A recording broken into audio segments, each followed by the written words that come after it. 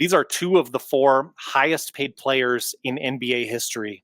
Wow, In jeez. terms of their contracts. That's And crazy. they're coming together.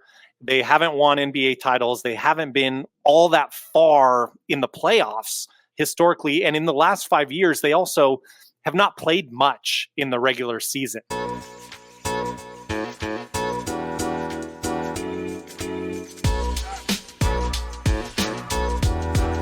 Let's dive right into the Eastern Conference, and let's start with the Atlantic Division. Of course, the champions from last year are here, the Boston Celtics.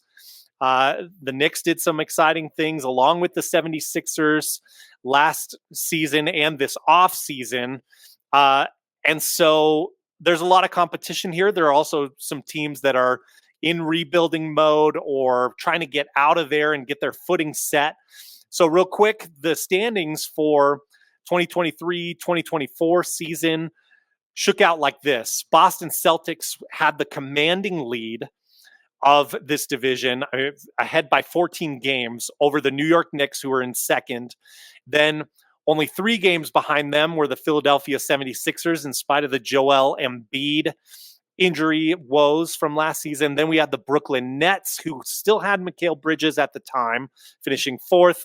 And then the rebuilding Raptors in 5th place, also making some changes and kind of making their intentions known, dealing Pascal Siakam, for example, to the Pacers. So, Justin, I want to just kind of rapid fire this and see kind of where we both are on this and talk about any of our disagreements.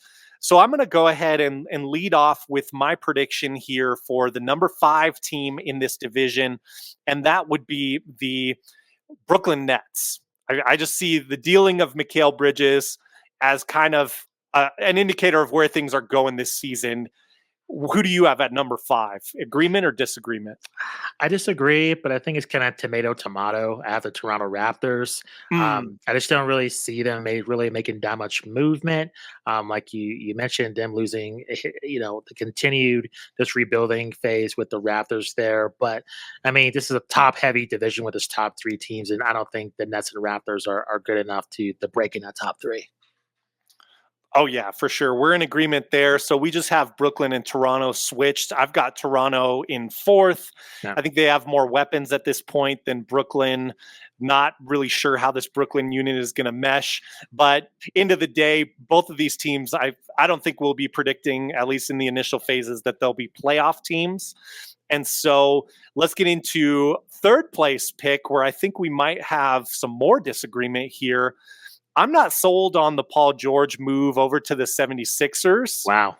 And so I am putting the 76ers in 3rd. Do you fascinating. agree or disagree? I disagree. And I think especially with the news of Mitchell Robinson missing the beginning of the season. Granted, they got Mikal Bridges. I just think overall, they're really inconsistent during the regular season. Mitchell Robinson being out, I think it's just going to be tough for them. And I think based on just their framework, I don't see them just taking those number 2 spots. I could be wrong. I get your skepticism about Paul George because I don't think he has sold a lot of people in terms of him being that superstar for Joel Embiid. So I get your skepticism. Well, and let me clarify further. There's also skepticism with Joel Embiid. I mean, and sure, that's true. The thing is, when you combine these 2 players, who, by the way, in terms of NBA salaries, these are 2 of the 4 highest paid players in NBA history. Wow, jeez. In terms of their contracts. That's crazy. And they're coming together.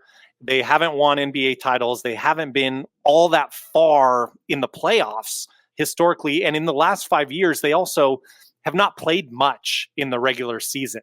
Joel Embiid, obviously, for his MVP year, that was kind of the exception to the rule with him, where most of the time you're getting less than 60 games from Joel Embiid. The same has been true with Paul George over the last 5 years. I believe there's been 1 or 2 years where he's had more than 60 games played. And with Paul George, I believe last season was a season of a little bit more consistency. We know how things went with the Clippers. I'm just a little bit worried bringing some of that karma over with them to the 76ers. We'll see what they do. Obviously, I like to root for success and not failure. I hope they don't let me down, but man, I am, as you can tell, super skeptical of that. So I've got Philadelphia third. Sounds like, correct me if I'm wrong, you've got the Knicks in third. I do. Yes. Right on. I've got the Knicks in second. Do you have Philadelphia winning that division, or do you have Philadelphia in second? I have Philadelphia in second. I'm not getting too carried away. I get the hesitation on Paul George, but I do think that is a proper addition for the 76ers. And I do think Agreed. they perform in the regular season where I just don't see the Knicks really having a dominant regular season. Not into playoffs, all bets are off. I think that's different. But and regular season wise, I do think that the 76ers will perform better. That's why I picked them in the second spot. And I totally understand with Joel Embiid because he has a lot to prove. And I certainly wasn't impressed with them during the Olympics, that's for sure. So it didn't make me more of a believer in Philadelphia seeing his performance there.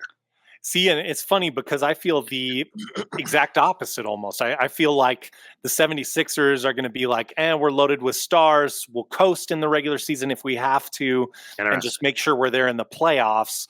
Whereas the Knicks under Tom Thibodeau, he's typically like a try-hard, playing arguably too many minutes during the regular season thing.